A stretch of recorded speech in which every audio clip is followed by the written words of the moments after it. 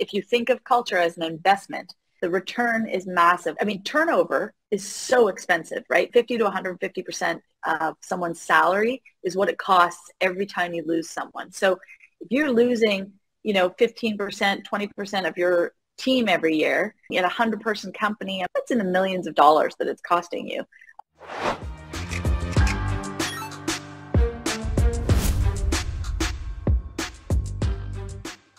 Welcome back to another episode of Do Business, Do Life. Excited to have Kristi Herold here with us today. Welcome to the show, Kristi. Hey, Brad. Thanks so much for having me. I'm super excited to be here.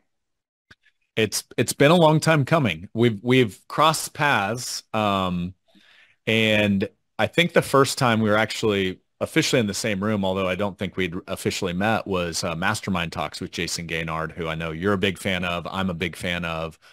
And I actually sat in on a session where it was 100% dedicated to workplace culture and how do you get great talent on the team? How do you keep great talent? How do you keep them happy, which is all it can be a challenge some days.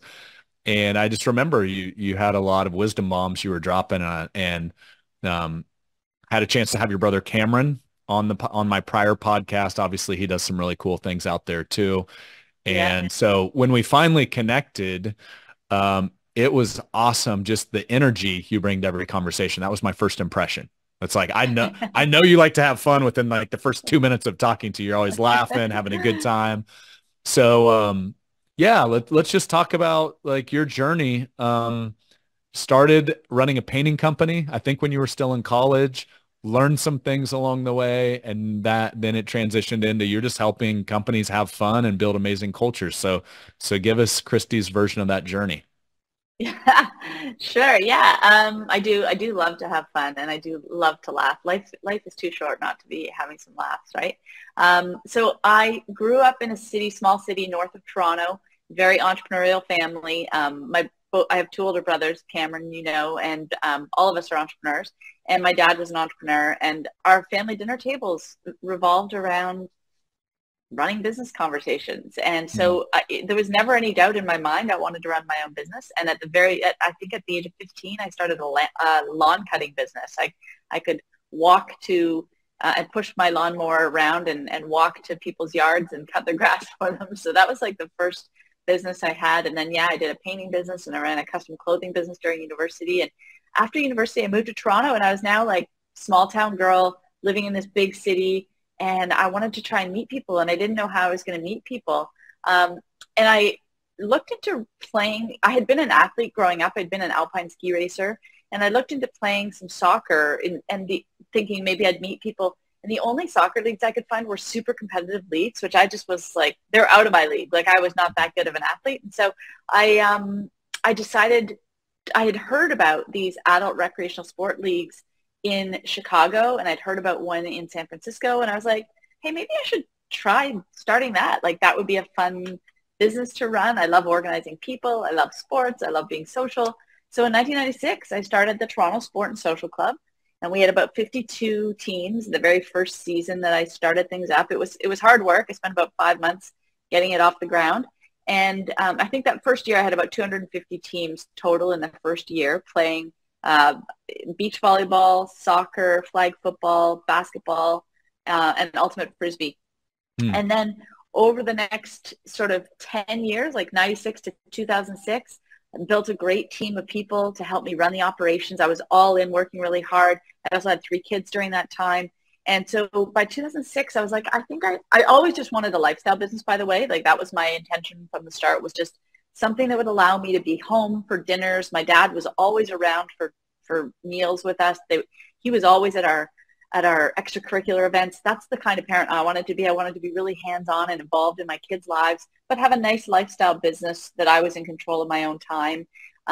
So that was sort of what I built. And then in 2006, I really sort of stepped back, started doing some passion projects.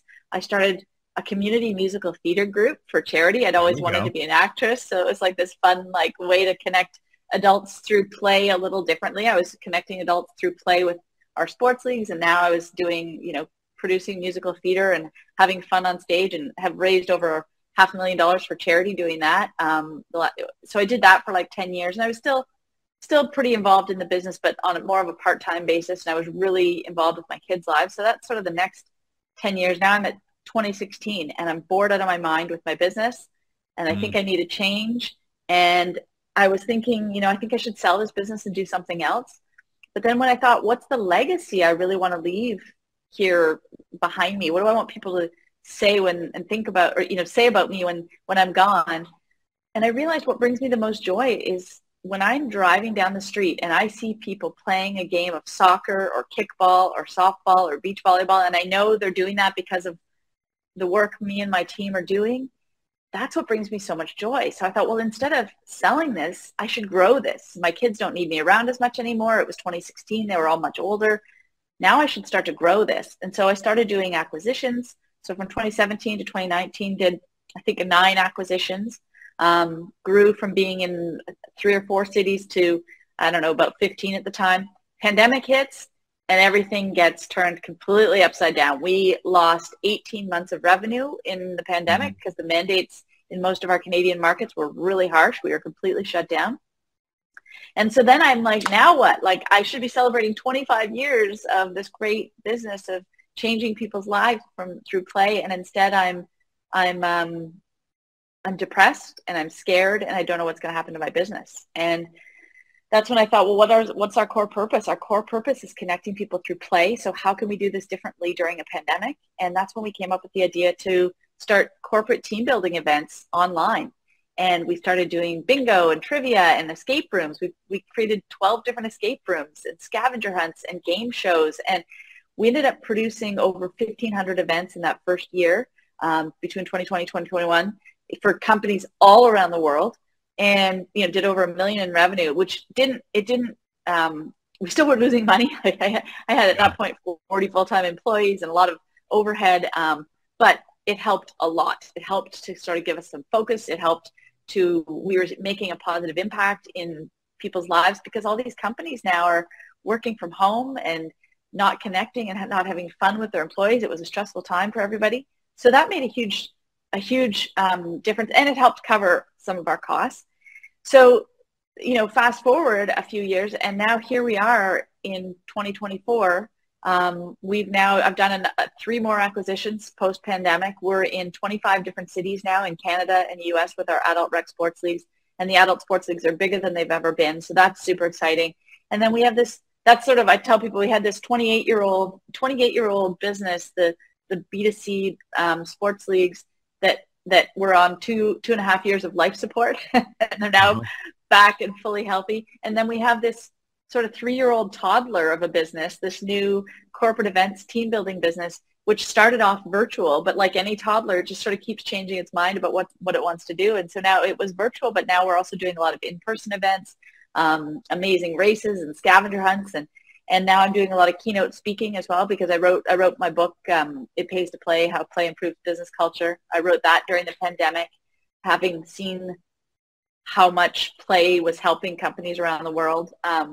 It's inspired me to interview a bunch of our customers and write the book. So anyway, it's sort of turned into, I realize in hindsight now, looking back, my whole life has been around connecting people through play in so many different ways. The adult sports leagues, the community musical theater for charity, and now, you know, the corporate team building events. It's what I love to do. And I'm so excited and grateful to have been able to make a career helping people play and have fun with their lives and make an impact.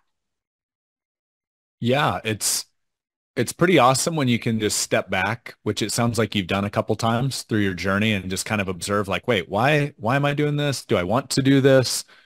But when you really reinforce that and you're like, I get paid to help people play. I mean, that's a pretty awesome job.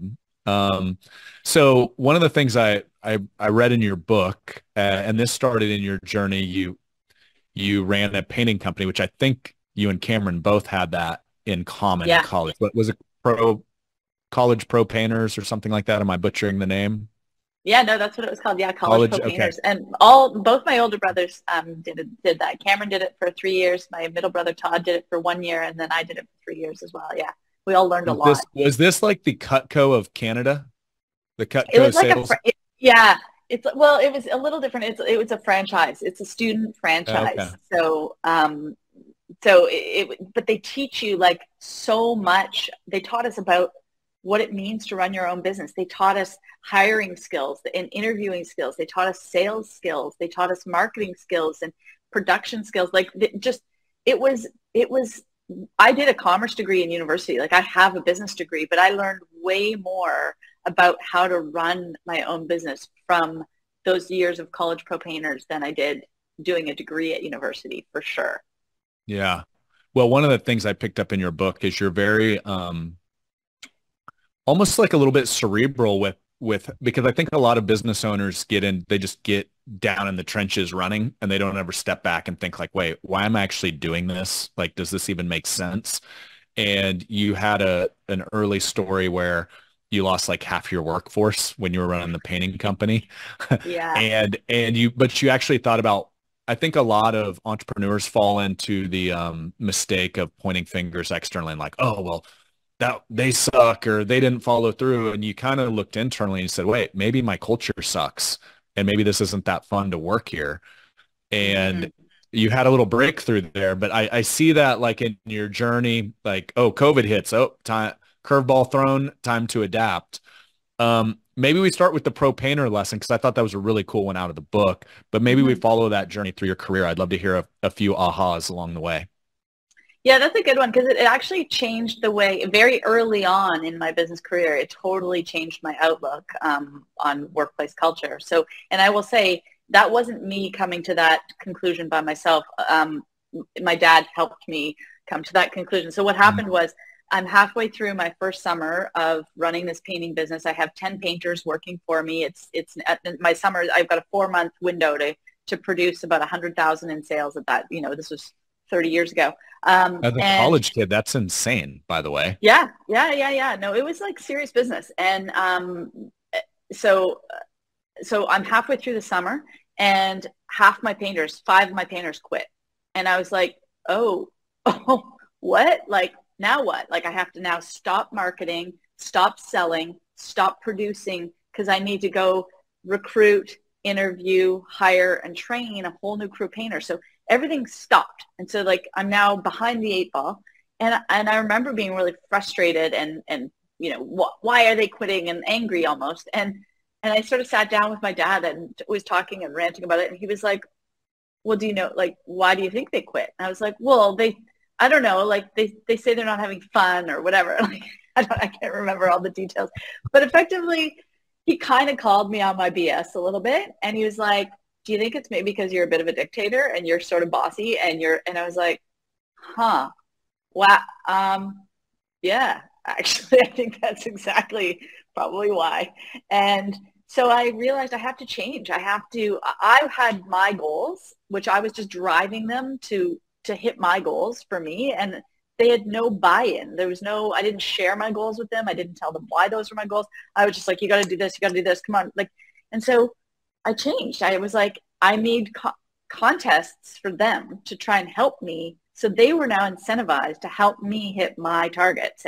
And I planned social events. And so every Friday we would like go play, laser tag or paintball, or we'd go like out for drinks. And I'd host barbecues at my house and have them come over. And if they were working late on job sites, I remember like I literally, in my book, there's a photo of this. Like I literally took a barbecue and drove it over to a job site where they had to work all weekend. And I barbecued, I'm grilling hot dogs and hamburgers for them all weekend so that they'll keep feeling like I'm caring about them. I'm there with them and I'm wanting, I'm fueling them. And on hot days, I would bring them popsicles and ice cream cones and like just trying to keep their spirits up and keep them motivated. And what a game changer that was, Brad.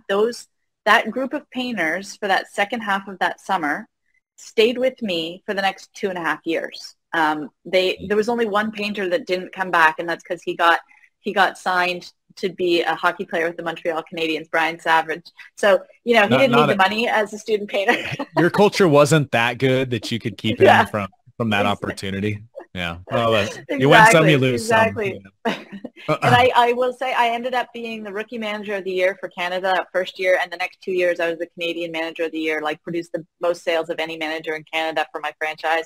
And my painters all did very well because I incentivized them to help me. And so that was a game changer for me. And so since then, in other businesses, the main one was I did start my sport and social club, now called Jam. I started Jam in 1996, and very early on realized as I hired people that I wanted them to feel incentivized. So profit sharing plans. We have taken our staff on many, many trips over the years to Jamaica and Mexico and Disney World, and I don't know, probably 15, 20 trips over the years, incentive trips. We have so many fun things that we do that have just been layered on over and over through the years now. I could go on for days about the ways that we have fun with the work we do. And I'm not talking about necessarily stopping everything to play all day. Like we get a lot of work done. Get shit done is one of our core values, but we have a lot of fun with the way that we do it. My business partner, Sean, will love that one. He's got a GSD text group, so he'll love that one. Nice. That's the name of my holding company is Get Shit Done as well. I have Get Shit Done everywhere I go. It's like, that's my favorite core value, GSD. But yeah, so while we're getting shit done, we have a lot of fun with the way we do it. And, I talk in my book, I share 2 stories about 2 employees that left Jam to go have different career opportunities and earn more money. And they came back because of culture. They came back because they wanted to work with people who cared about them as friends. And that's actually, in the last 3 years now, there have been 3 employees. There's one I haven't even written about in the book. 3 different employees full-time that left for other careers and came back because they want to work at a place where they work with friends and can have fun with the work they're doing. There's more to life than just a salary. Ideally, if you can have great compensation for your team and they're engaged with the work and they care about the people they work with, like if you can provide that full package, it's really, really valuable. There's, having core values, having vision, having purpose to your company, all super critical pillars. But if you don't have your team of people connected, cohesively working together to bring all of those pillars to life, who cares that you've got your core values written on the wall? Like, you got to have your team of people having fun together, bringing all those things to life, right? Couldn't agree more. I want to hit that story on that employee. I don't remember his name, but I do remember the story from the book. Sandeep, yes, thank you. So, and this actually ties into, I actually pulled up my notes from Mastermind Talk. So 2018, Deer Valley, Montage, beautiful property. I sat in on a breakout with you, Nathan from ConvertKit, Bob Glazer, who I've had on the show, Tony, Tracy, and it was about employee culture. And one of the things that I remember hearing there for the first time is this concept about not firing employees, which, by the way, we have some bad words at Triad. Employee is a bad word. We have team members. Firing is a bad word. Yeah. We have transitions out. We don't have firing. Mm-hmm. But if you're going to run a business, guess what? That is going to happen. Everybody you have on the team today is not going to be on the team 5 years from now. Absolutely. And so let's talk about Sandeep, because what I remember the story is everybody at the company loved him, incredible culture fit, incredible skill set where he's a high contributor and got this insane offer for a large amount of money that just mathematically didn't make sense to match at the company. So let's talk about that, where you have somebody you don't want to lose that leaves, and how you handle that the right way or maybe the wrong way, and what you can learn from that. Because I think there's so many companies out there that do that so poorly, where that great contributor would never come back based on the way they exited.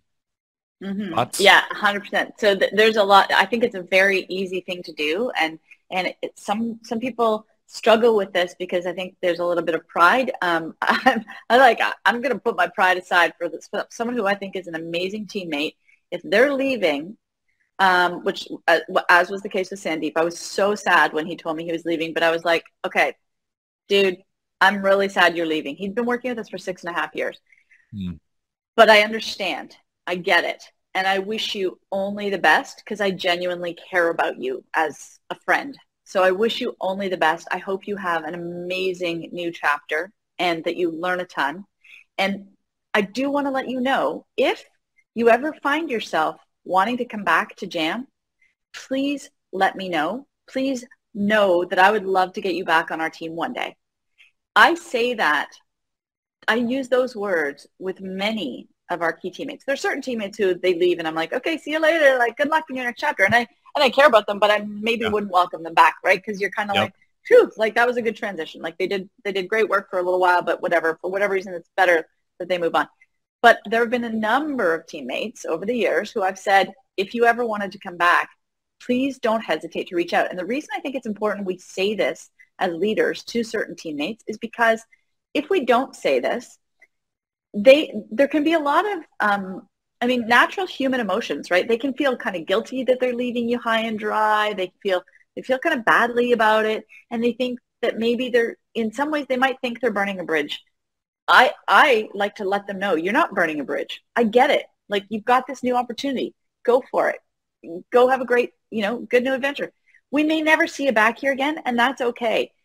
But know that if you ever wanted to, we can't guarantee you that we could have a role for you, but I hope you would call me and let me know. Anyway, so I think it's important to say that. So what happened in Sandeep's case, he's gone for 4 months. I sent him a text, because he was a friend. Like, I really cared about him. I mean, sure. I wasn't having him over for Saturday night dinners or anything. Like, but I just thought he was a great guy. But he also wasn't dead to you, because I've seen a lot of companies, like the moment they're not on the team, it's kind of like, oh, you're dead to me, and literally all contact is cut off at that point.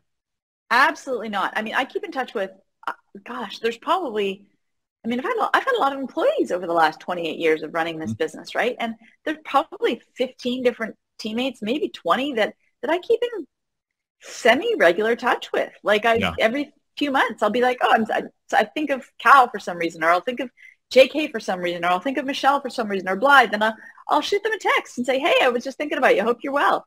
And we had a little banter going. And anyway, so I sent Sandeep this message and I say, hey, just want to check in. I hope things are going great at your new job. I miss you. How are you doing? And he writes me back and he said, I'm miserable. I've got my letter of resignation that I'm submitting this week, and I don't have another job to go on to. And I was like, wait, what? And this is a guy who doesn't complain. He's so happy. He's so upbeat. And I'm like, can we talk? Like, what's going on? So we jump on the phone, and he explains that he's earning a lot more money, but he's absolutely miserable. He said the place that he works has no culture whatsoever. Like, no one cares about each other as friends at all. They don't care about each other's mental health or wellness. Like, they're just there grinding it out, and he didn't even really care about the work he was doing. So he was miserable. And I said, well, like, would you ever want to come back to Jam? And he said, nothing would make me happier. And I said, okay, I don't, like, this is all, it's hitting me pretty like, holy crap. I didn't expect this. I don't know how quickly we could get you back, but let's talk more about this. So we started the conversation, and 6 months later, he was back on our team, and he's now, so this was, I don't know, 2.5 or 3 years ago now. And he's now, probably 3 years ago now. So he's now on track to be our future CFO. And we have a roadmap in place, and within probably the next 18 months, he will probably be a CFO at our company. And I'm just so thrilled. We refer to that time as his sabbatical. And then, he was finding himself. He was finding himself. Yeah, it was exactly. But funnily enough, like 4 months later or 6 months later, Taylor, who had sort of followed him out the door, but she was sort of 6 months behind him. She had left. And then 6 months after he came back, Taylor sees a job posting at Jam for her old job. And she reached out and she said, hey, I really want to apply for that job again. I miss working at Jam. Can I come back? Would that be okay? And we were like, are you kidding? Of course. We love you. Like, come on back. Like, interview for the job. And she got the job. And because a lot easier to bring back a teammate, I mean, think about onboarding someone who's already worked at your company for a few years. Like, it's so much easier. You know what you're getting into, and then they can get up to speed that much more quickly.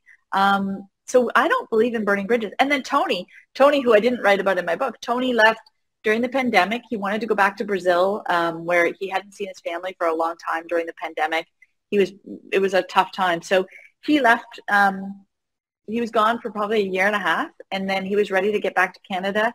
And he reached out and said, hey, I would love to come back. And he had been working, doing some other things in the meantime, and he was just not enjoying them as much as he had enjoyed Jam. So Tony's back on the team, Wow. I just love that. Like, as we're growing, we're going to need more great teammates. And if we can bring back some people that we know are absolute all-stars, fantastic. You can't retain everybody all the time, but if you can win some of them back down the road, pretty great. So I think it's really important to transition people that way. Yeah. Well, Kristi, what I think about, I think that is a better litmus test on your culture. I heard one entrepreneur that I know, he calls them boomerang team members because they left and come back. Yeah, exactly. Yeah. But I think that is a better litmus test on your culture at the company than a new hire, because obviously a great culture, what you put out on the website, all of the stuff can attract great talent. But then it's they know the internal ingredients, they know what you're cooking internally. And if they leave and come back, that is a much greater test your company has passed. Oh, You're absolutely. you're out of newlywed phase at that point, Yeah. And you think about the message that's sending the people on your team as well. Like, when they see people that they really liked have left, and Mhm. then they see them 6 months, a year later coming back or asking to come back, like, that's a pretty powerful message that they're like, huh, those guys left and they came back. This is probably a pretty good place to work, like, But right? maybe the grass isn't greener on the other side. Exactly. So, Yeah. so that's why I really think it's short-sighted for anyone who sort of is like too much pride on, oh, don't let the door hit you on the way out. Like, if you're going to have that kind of pride, I think you're only hurting yourself, honestly. Like, I think we need to recognize we're not going to be able to hold on to everybody, nor should we want to. Like, I also kind of think it's great that people go get other experiences. And one of the guys, Barry Glassman, do you know Barry from I MMT? do. I do. Yeah, I talk about Barry in my book, and he and I share, we have a similar strategy in that Glassman Wealth, and they've been awarded best places to work culture for like culture awards many, many, many times in the Washington, D.C. area. But their strategy is they don't like to hire people fresh out of college or university. They like to hire people who've already experienced other workplace cultures. So then when they come to Glassman, they're like, whoa, this is a great place to work, and they're Mhm. less likely to. And so we do the same thing. Like, I've asked my head of people and culture, really, unless it's a very junior role, like, let's try not to hire fresh out of university, because we want people to have a taste of other workplaces so that when they come, they really know Jam is an amazing culture. It's a great place to work. It's special.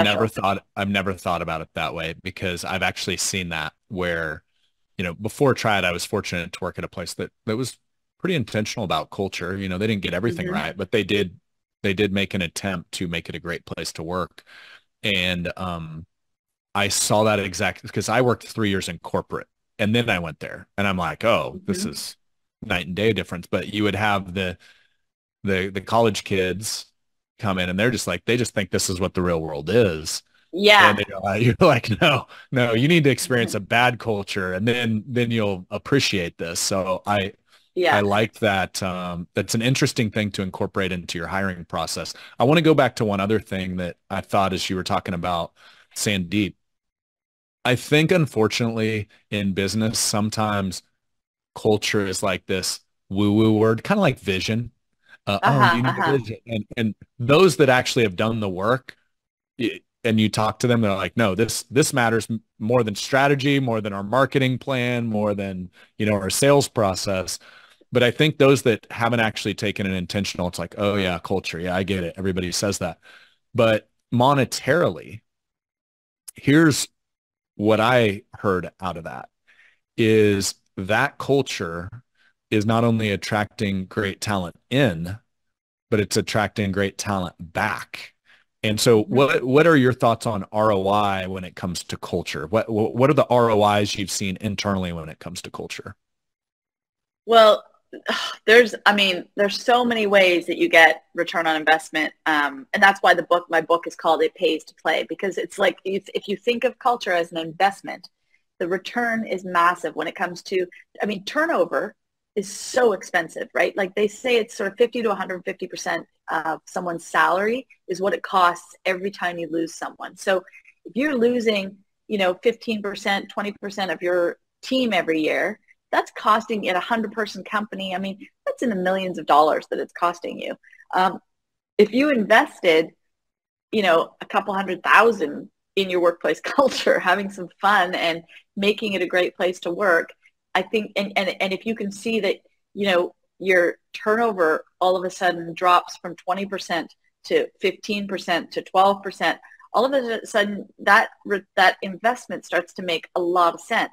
Not to mention, people who like working there become your recruiters for you. Like, so it makes recruiting less expensive that way, right? Because they become, do you think Sandeep tells people the Jam's a great place to work? Yeah, he does. And so he's doing our recruiting for us, right? Many of our team, if they enjoy working with us, they're gonna spread the good word about that. So there's that. On that Engagement. note, before you move off of that, do you have a intentional program in place around rewarding your team members for recruiting or referring members in?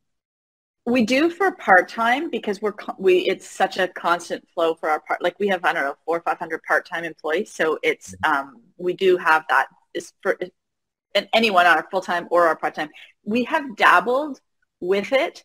Barry Glassman has a big one. I can't remember the details of it, but he gives huge amount over like 3 years or something.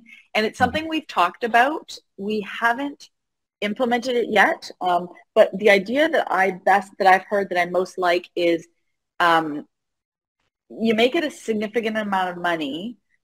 And so let's say, I don't know, maybe it's like $15,000. I'm just going to pull a number out there. If, it depends on the role you're hiring for, but let's say it's $100,000 salary. And so you're going to say it's a $15,000 recruiting bonus, and you get that if you and that person are still here. You get it $5,000 a year over the next 3 years, as long as you and that other person are both still working with so it's sort of this retention tactic. It's something like that I've heard. Yeah, we've played with it. We haven't implemented it yet, but I suspect as we continue to grow, we may be looking more at that for sure. But back to your other question about... Yes, thanks. I'll let you keep rolling. I was just curious there. No problem. The return on investment, so you've got retention and turnover, savings that way, and the recruiting. Then if you think of engagement and productivity, I mean, the studies have shown that when you have someone who reports that they have a close friend in the workplace, and that's really what I'm talking about here, is I'm talking about getting people sort of upping the level of the relationships with the people they work with. And so if you can foster friendships by having some fun, those friendships that get fostered, when people say, someone reports that they have a close friend at work, studies have shown they're far more likely to recommend your organization as a great place to work. They're far less likely to be looking to find another job elsewhere. And when 60% of your employees, 60% or more of your employees say they have a close friend at work, profitability is up by 12%. So this stuff really works. That's a whole productivity angle. Then there's mental health, physical health. When people are happier at work, they're far less likely to take sick days, right? Like, I'm just going to mail it in today. I'm going to call in on a sick day because I just, if you have friends at work, you actually look forward to going to work. You're excited with the work you're doing, so you're that much more engaged. The engagement studies have shown, I think it was a 2022 or 20, was it 20? No, it was a 2023 study. And it was 64% of our workplaces are not engaged with the work they're doing. So imagine you've got a boat with 100 people in your boat, rowing a boat. And you've got 24 people at the front of your boat are, pulling hard towards your vision. And then you've got 51% are in the middle of the boat. So there's disengaged and actively disengaged, okay? So you've got 24% engaged, and then you've got 51% who are disengaged. So they're basically sitting in the boat, They got their hands behind their head. They're just sort of along for the ride. They don't really give a shit. They're just coasting. And then you've got 13% who are actively disengaged. Those are the people in the back of the boat, and they're actually rowing the opposite direction. They're fighting against you. They are the bad apples that are poisoning your culture. And so if you think about that, it's like if you look at that at your payroll and you think 64% of my payroll is either working against me or not working for me. They're just coasting. Like, that's a huge expense. If you can change that engagement level so that flip that around and you get people more engaged. And how do you get people more engaged? You make sure they're having fun and feeling like that they have friends in the workplace and that they care about the work they're doing. And you think about someone who is working at their job. They're not really engaged with what they're doing. They see that their coworker, okay, their co-employee, using words that we would never use, they don't really care about that person, and they see that they're stressed, but they're like, not my job, like, sucks to be him kind of thing, versus you or me with teammates who we really care about because we're teammates, we're on the same team, and we're driving towards the same goal together, and we care about each other because we have a friendly relationship with each other. If I see my teammate is stressed out, I'm going to be, hey, are you okay? Like, can I help you with that? So your productivity, like, you have people caring about each other and actually trying to help each other. So productivity improves and engagement improves because that person then who is stressed out feels cared about by their teammate, their friend. So that's where fostering friendships really can help across so many different levels. And then when people are more engaged and having more fun with the work they're doing, they're happier as an employee. Their mental health is better. They are also then creating happy customers, right? If you have ever been on the end of a phone with a customer service person who is miserable in their job, we've all experienced this, right? Yeah. Where you're like, wow, who woke up and, who got out of the wrong side of the bed this morning? You're clearly grumpy and you're not making me want to use your service or buy from this company again because you are a nightmare. But, the flip side, you deal with those people who you're on the other end of the phone and you're like, wow, this is a ray of sunshine. Holy, this person's engaged and energized. And like, I can hear them smiling through the phone. Then you're more apt as a customer. I tell people about those experiences. Like, I just used this company and they did this service for me and wow, were they ever great. And their team was amazing. So happier employees make for happier customers. So, there's just so many ways to get return on investment from having some fun in the workplace. Yeah, there was one other that you shared in the book. Share what you can publicly, but Sandeep left for more pay. And when he came back, I'm going to assume you didn't match the high pay. I'm going to assume he came back somewhere around where he left. And we just had a team member join the other day. Once again, incredible talent, was getting paid incredibly well. She's a rock star. We're like, sorry, that's like, it was way above the budget for the role. Mm-hmm, but she was miserable in her job. She's like, ugh, like just like kind of corporate America.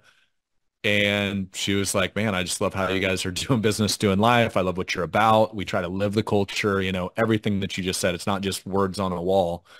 And she took, a step back for a happier life and actually contributing to a cause that she was passionate about.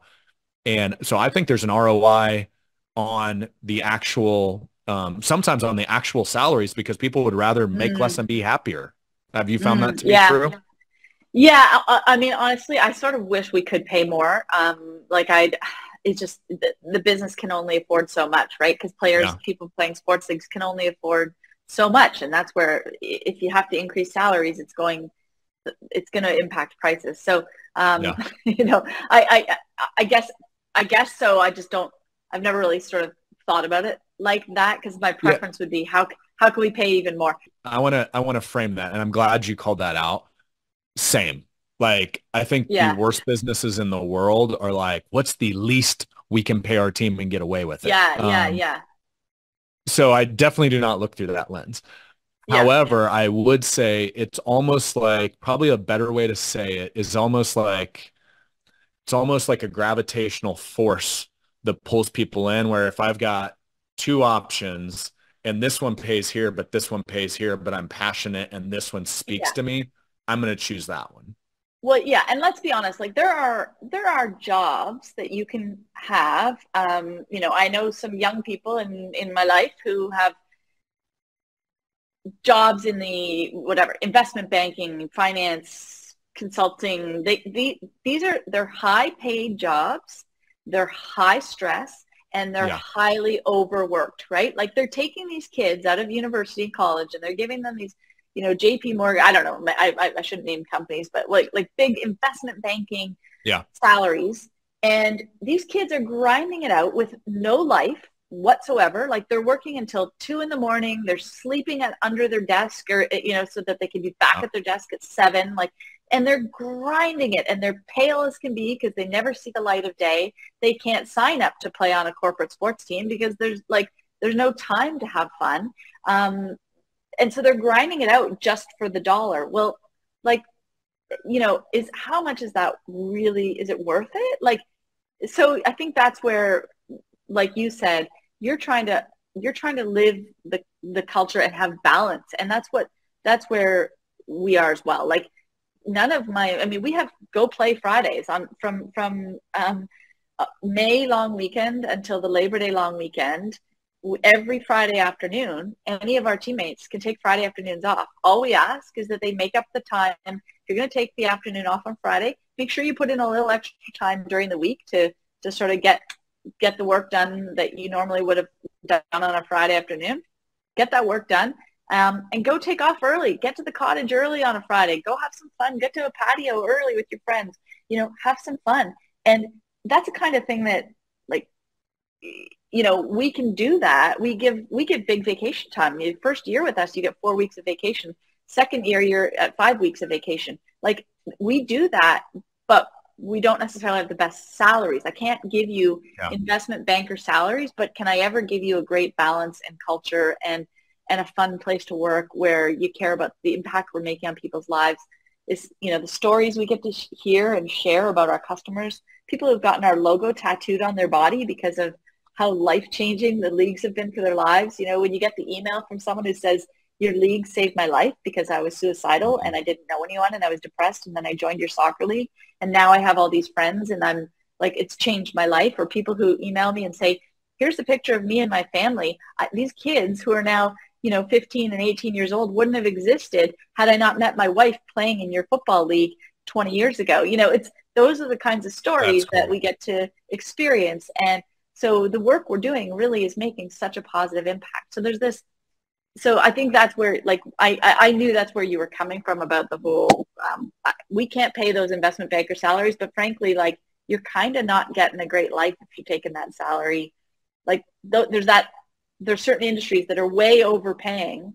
Welcome to finance. Yeah. So finance Yeah. is known for what we have labeled red line behavior, which is grind your life away, the hedonistic treadmill that it actually doesn't ever slow down. It just speeds up as you get more successful because you have more demands.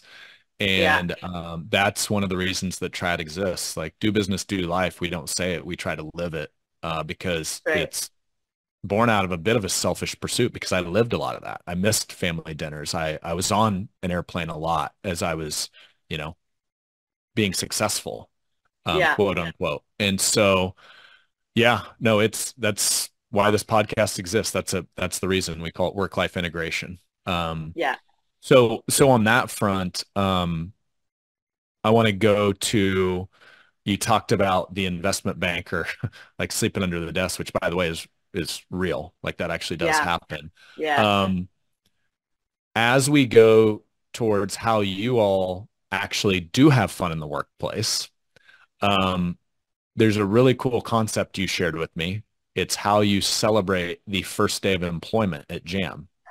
And obviously it has to include hockey jerseys because you're in Canada, right? Or based out of Canada. But please share that. That is one of the coolest first day experiences. And I saw a video somewhere on the internet So we need to put that in the show notes so people can like experience it. But Yeah. please like describe what that looks like or how that feels. Yeah, for sure. Joey Coleman uses the video from this in all his talks about how to keep an employee. So so at Jam, when you hit your 1 year mark with us, you get official, and we've been doing this for probably 20 years now. When you hit your 1 year, you become a veteran on the team and you get officially drafted at that point. And when you get drafted, that's when you get your jersey, your hockey jersey. And so your hockey jersey has the Jam logo on the front, your name on the back, and your number is the year that you started working with us. And so actually today, we do a daily huddle. And after huddle today, or at the start of huddle today, one of my teammates she's getting her veterans jersey today. It's her 1 year mark today. So we'll be rewarding her with her, we're going to be officially drafting her. So she'll get her jersey and it'll have her name on the back.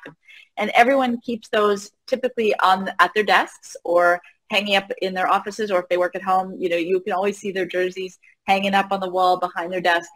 People wear them proudly. So when we onboard a new employee, we do a high five welcome.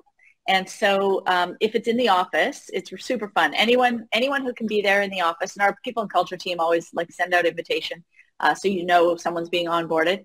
And any veteran is wearing their veterans jersey. And if you're a rookie, you have a hoodie. You have a Jam rookie hoodie. So you're wearing your hoodie. So we're all sort of in our uniform. They get the walk-up song. When you get onboarded, when you're join our team, part of your onboarding is you tell us your walk-up song. Like, what would be the song that I want wearing? You secretly ask it to them, right? Like, it's just like, it's part hey, of if you're on a sports team, and what would it's kind of a playful interview question, right? Yeah, it's part of the application process, I think, honestly. Yeah. So they don't even really know it. And so when they show up, their team leader meets them in the lobby. If they're coming into the head office that day, the team lead will meet them in the lobby, and it's always at 10 o'clock. We don't have them start at 9 o'clock, so everyone else can already have gotten there first. And then when they get to the office door, their walk-up song is blaring. They open the door and they see this tunnel of people ready to high five them. And they walk through and they're getting these high fives, and then they end up in the boardroom, and everyone gathers in the boardroom, and they look up on the boardroom screen, and anyone who doesn't work in the head office in Toronto is up on the boardroom screen wearing their jersey or their hoodie, ready to welcome them to the team. Usually I will do a quick welcome speech, and then their team leader will sort of say something about them to welcome them. And then we always we have this little tradition where we do 3 questions, and we jokingly say, as is tradition, we're going to go to Simon for the first question. Well, Simon doesn't know it's coming to him. We sort of jokingly say, like, we always go to Simon for the question. Like, so no one knows who's going to have to ask the first question. So everyone's sort of on their toes, ready. And they ask a playful question, like, what's your favorite chocolate bar? Tell us who your favorite sports team is. What was your favorite Halloween costume growing up? Like, silly questions, little get to know you type questions. So one person asks a question, and then they pass the baton to someone else to ask a question, and they're officially welcomed to the team. And then the last thing we do, which is something we just started this past year, we now have houses at Jam, sort of like Harry Potter style houses. So we have 4 houses.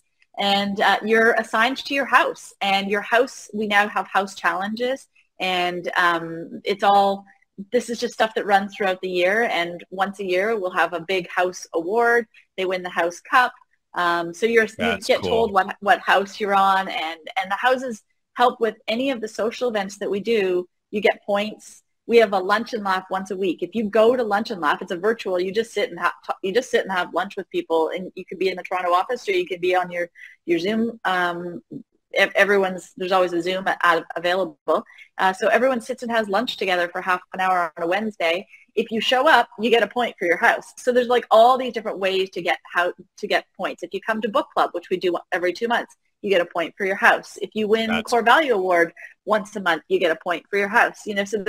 So we have these houses now. So because as we're growing, we want people to still feel part of sort of a smaller team almost, right? So having house challenges is really a fun way of doing that as well. So the houses are all named after the original streets our offices were on. So Cottingham was my first office, and then Huron was the second street, Avenue, and Bridgeland. Those are all different streets that the offices have been on over the last 28 years. So those are the names of our houses. That is such a fun idea. And yeah, That's what like. How fun is it to be an entrepreneur? And you're like, this was kind of cool in Harry Potter. What if we did that in our company? Yeah.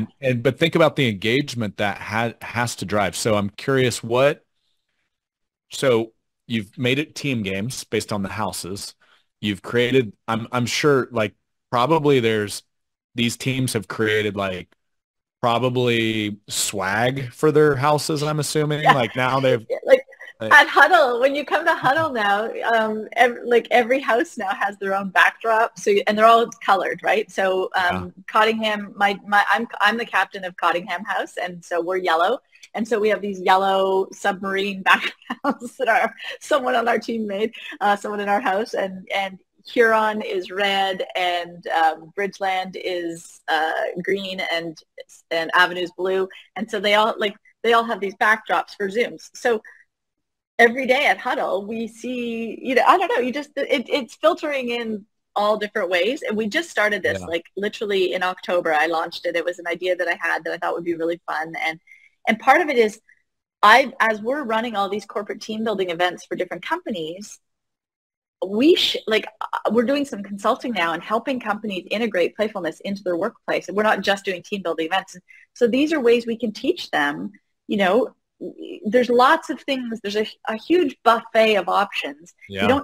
You don't want to do it all at once, but start picking a few things. Maybe onboarding. Start doing a fun onboarding. Make it special, because our employees will never forget the first day they joined the Jam team. They'll never have that experience at most other organizations, right? It's a really special thing. The way we do our core value award, the way we do our veterans jerseys, the way we do the houses, like we have all these things that we can teach now other companies, that they can sort of take what works for them. Book clubs and music, have a rock band, have a corporate sports team. There's tons of different ways to have fun at work that can be fully inclusive, so that, whether you're a remote team, you're a hybrid team, you're all in the office team, like you can make it work. There's lots and lots of ways. Well, how fun is that to be the idea lab and the experimentation? You're like, oh, this was really cool. Now you just get to share it with people. Um, Exactly. so on the teams, because obviously you're making it a team-based game for collaboration, do you also have an individual scoreboard in the houses, like this team member has generated the most points, or did you not do that so you didn't have like any I players on the team? We haven't yet. I guess we must have that tracked, but we're not planning to focus on that. We want to make Yeah. it, because sometimes people are really busy and can't come Yeah. to, but like on a Wednesday when lunch and laugh, like our Cottingham house, we have a little chat amongst just the Cottingham house, and people will be like, hey, like it's house chat. We're behind in the standings. Like we're in third right now, which is not great. We want to move our way up. So everyone will be like, come to lunch and laugh. Like let's get points for our house. And, so it's just sort of it's just a fun way to encourage people to be partaking in some of the social things and engaging with each other. And by the way, when we set up the initial houses, we made sure that they were very evenly balanced. So like we have a 4-person people and culture team. Every one of them is part of a different house. A 4-person marketing team, they're all on a different house. Yes. The finance team, all on different houses. So that you're not stuck with your same department again. Like you're interacting with different people. I don't know where the house system is going to go. We just started it. It's like 7 months ago. It's been really fun so far. I think it's going to, like, the whole idea is this goes on forever. Once you join the team, you'll be put on your house, and you never leave that house. You're on that house for as long as you're Yeah. with Jam. The other part of the reason I wanted to do this was as part of our onboarding.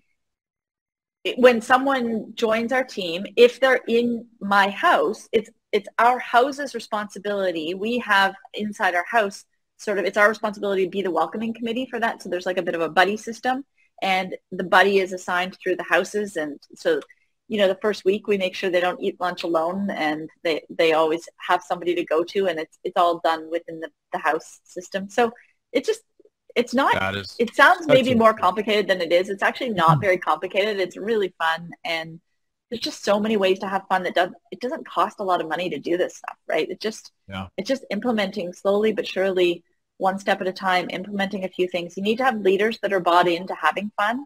And if you have that, it's not that complicated. It can be pretty easily done.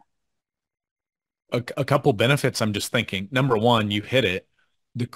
One of the things that's always a challenge as you grow an organization is the natural siloing that occurs, where it's like, oh, finance is Hmm. over here. Oh, sales team's over here. And if you're not careful, oh, finance just doesn't get it, right? Or Hmm. whatever.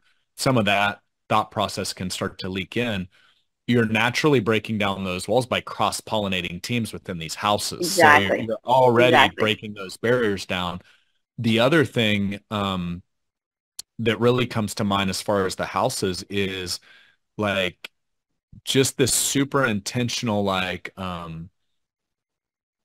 back to the playfulness. Like I'm just picturing, I can already see it like 3, 4 years down the road because you're part of this now. I feel I played football in college. You have like a locker room, like where you've got teammates and you're all on the same mission and you've got seniors. They're like the big brothers to the freshmen that come in and you Yeah. kind of take them under your wing. So you're Yeah. creating that, but also every team starts to develop their own language, their own little inside jokes, their own culture. And you're creating little mini versions of that that aren't like a negative to the culture, but Yep. actually an addition.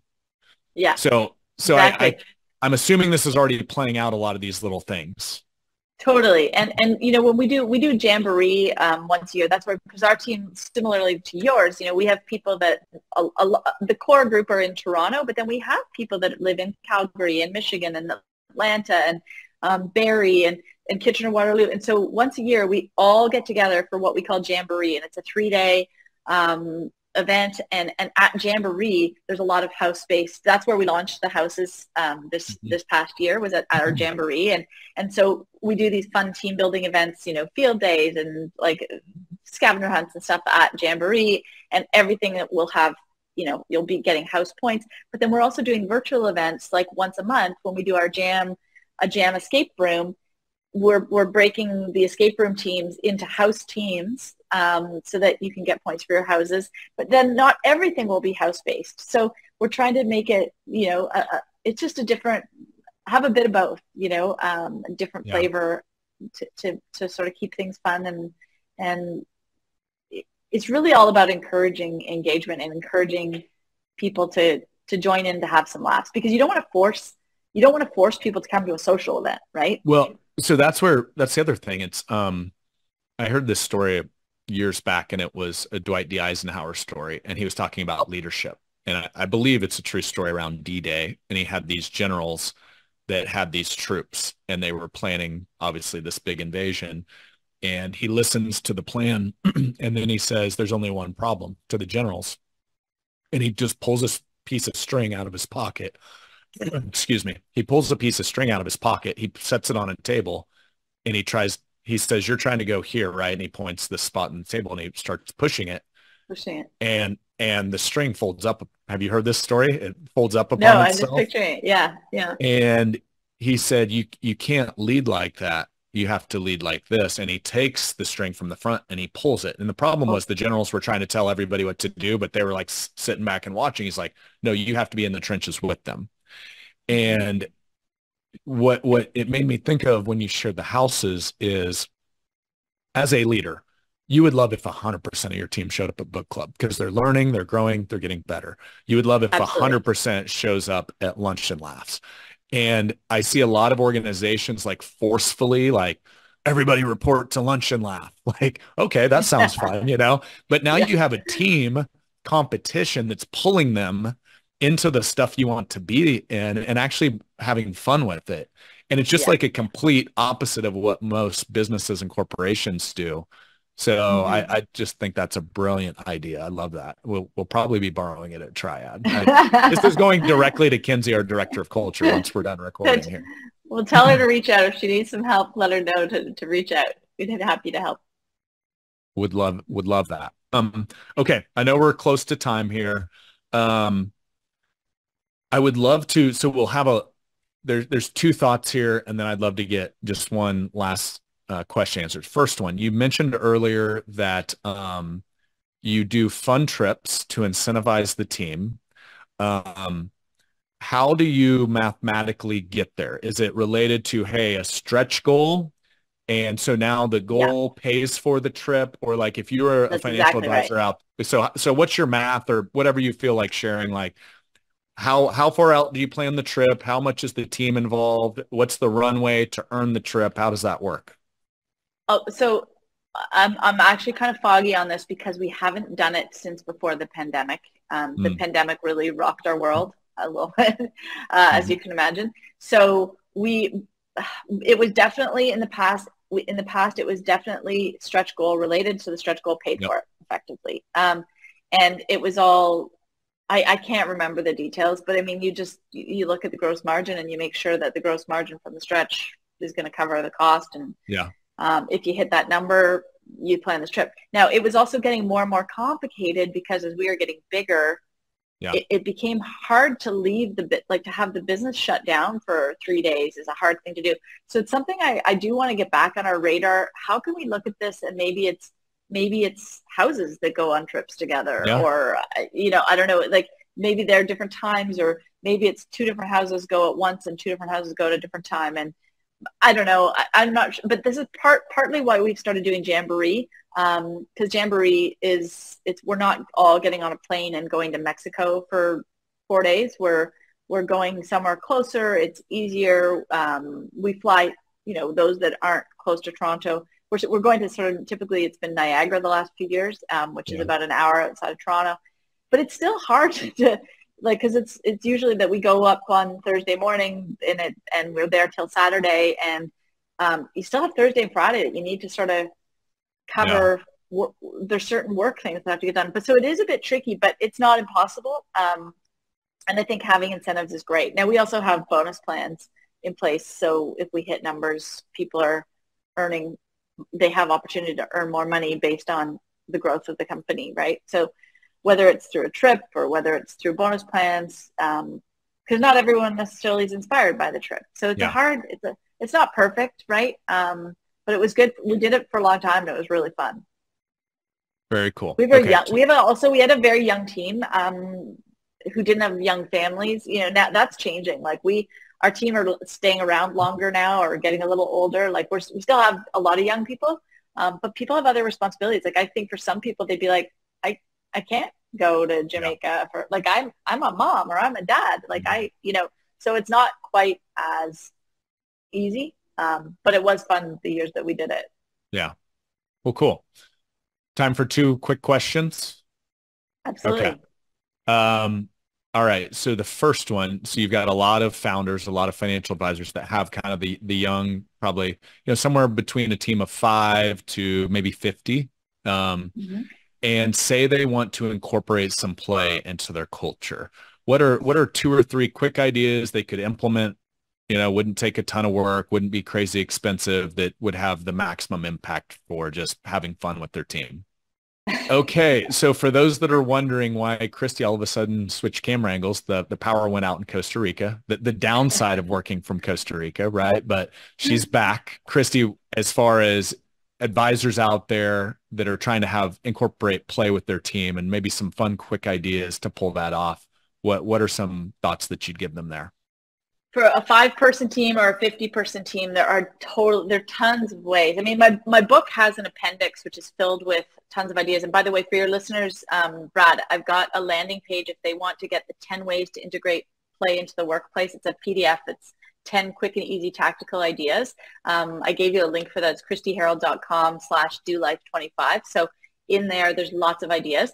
But some quick and easy ones off the top of my head. First of all, I would say if you don't have a shout out channel on your Slack or Microsoft Teams chats, I would highly encourage you to set one up in the next 5 minutes. And so this is something that everyone in the company is invited to the shout out channel, and start by getting a few leaders in the team who populate with shout outs over the next few days, and start and encourage everyone on your team to share shout outs. And so what this is it costs nothing, and it takes 30 seconds to send a shout out to say, hey, I just want to shout out Sue for our core value of treating everyone like your best friend. She did X, Y, and Z for me this week, which just really made me feel super cared about. And I so appreciate Sue. What an all-star. Boom. Send. It goes. Everyone in the company sees this shout out. And it's always tied to core values, which is a great way to sort of live and breathe your core values, not just have them written on a wall and then never thought about again. And it's celebratory and playful. So that's, super easy thing I would encourage everyone should consider doing. Having a huddle, a daily huddle, incredibly powerful. Our huddles are every day at 1 o'clock Eastern. So whether you're in Europe or you're on the West Coast, it's very doable to make it to huddle. And the way our huddles work, it's 7 minutes, exact same agenda every single day, but it's a different leader every single day. So everyone in the company, from C-suite to student interns, take a turn hosting huddle. They have the agenda. And so they start with good news, and good news, as the huddle leader, they'll start off and they'll say, hey, this is, Kristi coming to you from Costa Rica. I'm the CEO. And we always say, we're trying to get people to share, now that we have new teammates joining us all the time, and we're not all in the same office. You say who you are, you say where you work, you say what your role is. It'll get new people to start to understand who everybody is. And then you say, I'm going to start us off with good news. My good news is, and it can be a personal or a work win, like my brother just had a baby or whatever, whatever the news is. Anyone else have good news? And then they move to department updates. Every day of the week is a different department, and they do a quick highlight from their department of what's going on, maybe a quick metric, a number that we want to be on top of. And then there would be a call out for, are there any other cascading messages, important updates that we need to hear about? Then you go to helping hand. Does anyone need a hand with anything? Any help needed out there? Call it out right now. And closing off, I'm going to close off with leader's choice. Leader's choice is always something playful. And it could be, I'm going to share a riddle with you for my leader's choice, or I'm going to ask everyone to upload into the banter channel. We have a banter channel, which is where silly banter happens all day long. In the banter channel, post a picture of the very first sports team you ever played on. Post a picture of yourself as a child playing sports. And you see these hilarious photos or post, I'm going to encourage everyone for my leader's choice today to get outside and just take a 10-minute walk without any devices. Take your get rid of your AirPods, just go be and enjoy fresh air. Leader's choice is different every single day. You never know what it's going to be because it depends on the leader, and they have free reign to make it whatever they want. And so that's just a fun, playful thing that can happen. Every meeting we run at our company, as long as there's 3 or more people, starts with press play to start. You take 3 minutes and you have some kind of a playful banter. Whoever is the leader of the meeting, it's on them to get the meeting started with a joke or a question or whatever, something playful, just to sort of have everyone connect as friends for a minute, and then you get into the work. And these are all simple little things that don't cost the company any money. It's just a mindset. When we have meetings that are in person, we have a dodgeball that sits on our boardroom table. If you're holding the ball, you have the microphone. You get to speak. If you're not holding the ball, don't interrupt. Let that person finish. Make a note of what you want to say. Put your hand up. They'll throw you the ball. Then it's your turn to speak. Gives everyone, it's a visual, playful aid that helps everyone to sort of respect each other's time. And then when you are holding the ball, you're also a little more conscious of being aware to not go on tangents. Like, I got to get my point across because I'm holding the ball. Yeah. Super easy things. Like, this is not complicated stuff that we do, but it makes for really playful, fun organization to get shit done at. Love those ideas. That was rapid fire. We're going to have to clip that and be like, everybody do this. Those, once again, we'll be borrowing many of those. Fantastic. Okay. Well, as we close here, this is the Do Business, Do Life podcast. That is why Triad exists, both for our members as well as our team. And so I think this will be a fun one for you. What is Kristi Herold's definition of doing business and doing life? My definition of doing business and doing life. Oh my goodness. I would say spell workplace with a Y. So work, play, get the play inside your workplace culture. Does that make sense? It makes a lot of sense, yeah. Yeah, a little bit of work, a little bit of play can go a long way to improving your workplace culture. So that's sort of, I guess, my definition is make sure that your workplace culture has a Y in there. A little bit of work, a little bit of play. integrated into your workplace culture. So good. Well, Kristi, thank you so much. Thanks for carving out some time while you're in Costa Rica, probably doing a little work and a little play, I'm guessing. And Hey, you know what? I just thought of one other thing I should share with yeah. you before we wrap up. A quote that I just recently heard, which this speaks volumes, and I'm going to be starting to use this in most of my keynotes. Plato, pretty smart guy, right? Plato Mm-hmm. said, you can discover more about a person in an hour of play than in a year of conversation. So play with your colleagues, play with your teammates, integrating a little bit of play, you'll learn a lot more about them as human beings by playing together. That's why this is so powerful and so important. Couldn't agree more. And it's a lot more fun when you do. So, well, Absolutely. Kristi, thank you so much. This has been a very fun, very playful conversation, as I knew it would be. And can't wait to get this out to the world. It's going to impact a lot of financial services firms, not just in the U.S., but actually we've got a lot of listeners up in Canada too. So they'll probably be hitting you up. Awesome. Well, thanks so much for having me, Brad. It's been really fun, and I appreciate your time. All right, Kristi. Till next time. We'll see you. See you later.